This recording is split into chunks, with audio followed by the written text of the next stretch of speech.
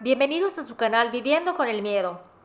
Hoy te traigo la investigación acerca de dos mujeres asesinas que, independientemente de no haber nacido en el mismo siglo o incluso el mismo país, sus manos se mancharon de sangre.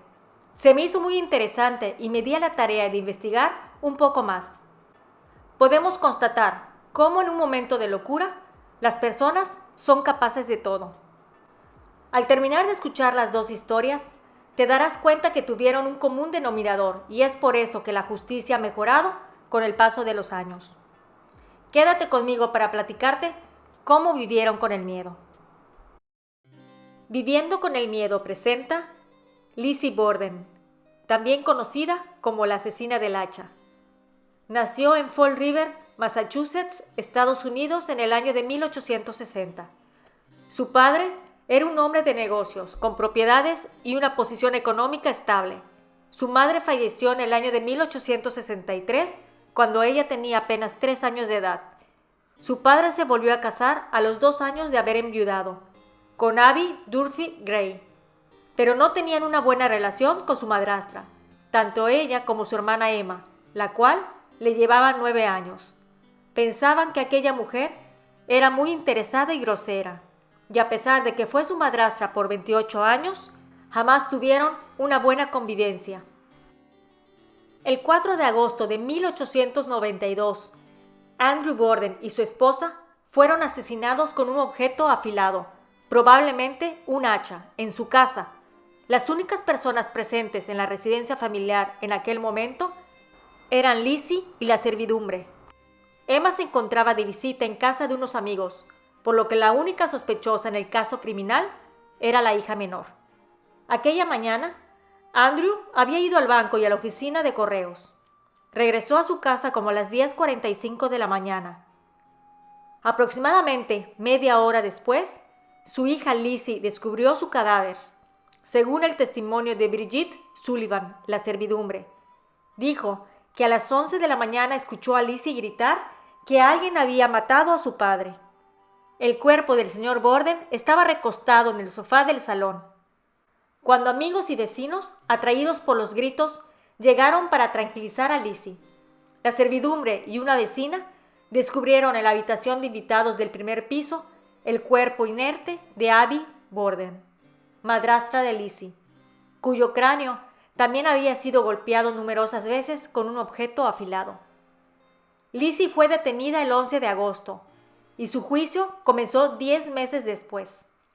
Su testimonio y comportamiento incoherentes e inverosímiles crearon sospechas en el público. Fue acusada de los asesinatos y su defensa estuvo dirigida por el exgobernador de Massachusetts. Durante la investigación se encontró un hacha en el sótano de la casa y se supuso que era el arma homicida. Aunque estaba limpia, el hacha tenía el mango roto. A pesar de las circunstancias, Lizzie Borden fue absuelta del crimen por el jurado, con tan solo hora y media de deliberación, ya que nunca se encontró el arma homicida como tal, ni ropa alguna que pudiera incriminarla. Ella murió de neumonía el 1 de junio de 1927 y fue enterrada en Fall River. Su hermana, con la que ya no tenía mucha relación, falleció 9 días después. Para todos los curiosos de estos hechos, la casa sigue existiendo. Incluso al día de hoy, la historia de esta mujer es uno de los folclores de la ciudad de Fall River, Massachusetts, Estados Unidos. Ahí hay tours donde te permiten entrar a la casa. Tardan aproximadamente 1 hora. Y puedes observar en su interior muebles de la época, habitaciones acondicionadas, fotografías y muchas cosas más relacionadas con el tema. Además, puedes pasar la noche ahí. Y dicen que al día siguiente para desayunar, te preparan los platillos que comieron su padre y madrastra antes de morir. María Teresa de Landa, o también conocida como la Viuda Negra. A los 18 años de edad, se enteró que se realizaría el primer certamen de belleza Miss México. Y los requisitos eran que debía ser una joven entre 18 y 25 años de edad, soltera y no ser artista. Así que llena de ilusión participó y fue coronada como la primera Miss México en mayo de 1928. Pero al año siguiente saldría en los diarios. Su vida daría un giro inesperado, ya que ocuparía las primeras páginas de los periódicos. Pero no por su belleza, sino por el acto que marcaría su vida.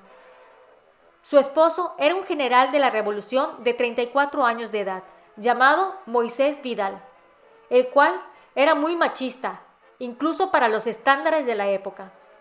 Este viajaba seguido a su ciudad natal, Veracruz, mientras Landa se quedaba en su casa ubicada en la calle de Correo Mayor, al centro de la Ciudad de México. Era tal su machismo que tenía prohibido leer los periódicos, para que no leyera sobre crímenes e intrigas, o al menos eso le decía a su esposa. La mañana del 29 de agosto, ella vio en la mesa un periódico y no quiso desaprovechar ya que su esposo estaba durmiendo.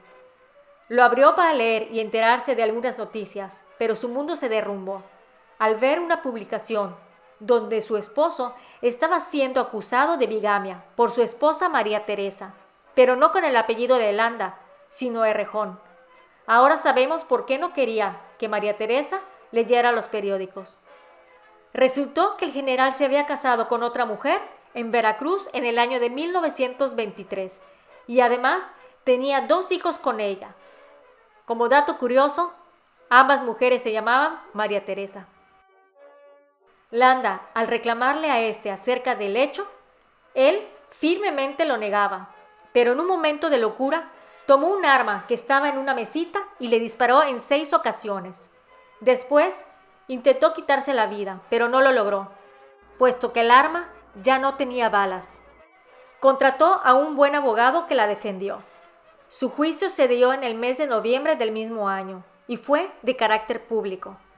María recibió el apoyo de la gente que simpatizó con su arranque de furia y entendieron que ella solamente fue víctima de las circunstancias. Por lo tanto, la Miss México fue absuelta, quedando en libertad. Ella se especializó en el estudio de la filosofía, ética e historia, con un grado doctoral.